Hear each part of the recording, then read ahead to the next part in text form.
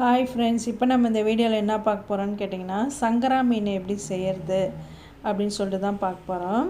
இதுக்கு பார்த்திங்கன்னா நான் 1 கிலோ மீன் வாங்கியிருக்கிறேன். ஃபஸ்ட்டு வந்து நல்லா நம்ம அந்த செதிலெல்லாம் நல்லா வந்து நம்ம க்ளீன் பண்ணி எடுத்துக்கலாம். நிறைய வந்து அந்த மேலே பெலாருன்னு சொல்லுவாங்கள்ல, அதெல்லாம் ஃபஸ்ட்டு வந்து நல்லா நம்ம க்ளீன் பண்ணி எடுத்துகிட்டு வந்து நம்ம குழம்பு வச்சுக்கலாம். இது சட்டியில் மண் சட்டியில் ஏன் வந்து நம்ம கழுவுறோன்னு பார்த்திங்கன்னா, அந்த மேலே இருக்கிற தோல்லாம் வந்து சீக்கிரம் நம்ம அதில் போட்டு உராசும் போது பார்த்திங்கன்னா நல்லா க்ளீன் ஆகிடும்.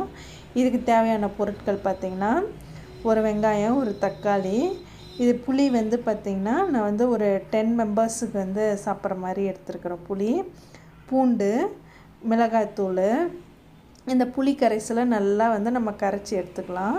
இதுக்கு 4 தேக்கரண்டி மிளகாய்த்தூள் போட்டுக்கலாம். கொஞ்சம் நான்வெஜ்லாம் செய்யும்போது பார்த்திங்கன்னா மிளகாய்த்தூள் கொஞ்சம் கூடுதலாக செஞ்சுக்கலாம். நல்லா வந்து நம்ம பூண்டை வந்து நல்லா இடித்து எடுத்துக்கினாச்சு.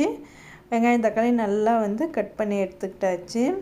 இது வந்து நல்லெண்ணெயில் தான் நம்ம செய்கிறோம். நான்வெஜ் செய்யும்போது பார்த்திங்கன்னா நம்ம நல்லெண்ணெயில் செய்யும்போது பார்த்திங்கன்னா சூப்பராக இருக்கும், சுவையாக இருக்கும். சங்கரா மீன் நல்லா க்ளீன் பண்ணி ஃபுல்லாக வாஷ் பண்ணி எடுத்துக்கிட்டாச்சு. இதில் பார்த்திங்கன்னா நம்ம வந்து வடகம் தான் போட்டு தாளிக்க போகிறோம். நல்லா வந்து மணமாக இருக்கும். இது மாதிரி செய்யும்போது பார்த்திங்கன்னா நல்லா டேஸ்ட்டாக இருக்கும். நல்லெண்ணெய் கொஞ்சம் கூடுதலாக எடுத்துக்கணும். புளி கரைசலாம் நல்லா வந்து தக்காளி போட்டு நல்லா மேஷ் பண்ணி வச்சுக்கலாம். வடகம் போட்டு வெங்காயம் தக்காளி போட்டு நல்லா வதக்கி எடுத்துக்கலாம். நல்லா ப்ரௌன் கலர் ஆகட்டும். அதுக்கப்புறமா நம்ம வந்து 1 பை 1 எல்லாமே சேர்த்துக்கலாம். இந்த வீடியோ பிடிச்சிருந்தால் லைக் பண்ணுங்கள், ஷேர் பண்ணுங்கள், கமெண்ட் பண்ணுங்கள், சப்ஸ்கிரைப் பண்ணுங்கள். நல்லா வதங்கி வந்துடுச்சு. இன்னும் ஆனால் வந்து ப்ரௌன் கலரில் வரல. நம்ம புளி கரைசலில் பார்த்திங்கன்னா ஒரு தக்காளியை வந்து நம்ம வந்து அதில் வந்து நல்லா மேஷ் பண்ணி விட்டுக்கலாம். இது வந்து பார்த்திங்கன்னா இதில் நிறைய ப்ரோட்டீன் இருக்குது. சங்கரா மீனில் ஒமேகா 3 இருக்குது. தசை வலிமைக்கெலாம் வந்து ரொம்ப நல்லது. இது நல்லா வதங்கி வந்துருச்சு. இந்த டைமில் பார்த்திங்கன்னா நம்ம புளி கரைசலை வந்து நல்லா ஊற்றிக்கலாம். தேவையான அளவு உப்பு சேர்த்துக்கலாம். நல்லா கொதி வந்துச்சு. ஆனால் இன்னுமே வந்து கொதி பத்தலை. ஏன்னா கரண்டியில் வந்து அந்த அளவுக்கு பிடிக்கல. அதனால் குழம்பும் வந்து நல்லா கொதித்தன்மையிலே தான் இருக்குது. இது பார்த்திங்கன்னா நம்ம கர்ப்பிணி பெண்கள்லாம் பார்த்திங்கன்னா இந்த குழம்பு வந்து நம்ம சாப்பிடக்கூடாது.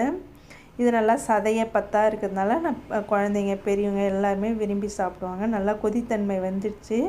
இந்த டைமில் பார்த்திங்கன்னா நம்ம வந்து மீன் ஆட் பண்ணிக்கலாம். 1 பை 1 மீன் ஆட் பண்ணிவிட்டு கொஞ்சம் சிம்மில் வச்சு நம்ம வந்து மூடி போட்டு விட்டுட்டோம்னா நல்லா சூப்பராக இருக்குது. பாருங்கள், எண்ணெய்லாம் நல்லா பிரிஞ்சு வந்துடுச்சு. மீன் வந்து உடையக்கூடாது. அந்த ஸ்டேஜில் பார்த்திங்கன்னா நம்ம வந்து நல்லா மூடி போட்டு வச்சிடலாம். பார்த்திங்கன்னா சூப்பராக டெலிஷியஸாக இருக்குது. பார்க்கும்போதே நல்லெண்ணெயில் ஒரு தடவை ட்ரை பண்ணி பாருங்கள். Okay, bye friends.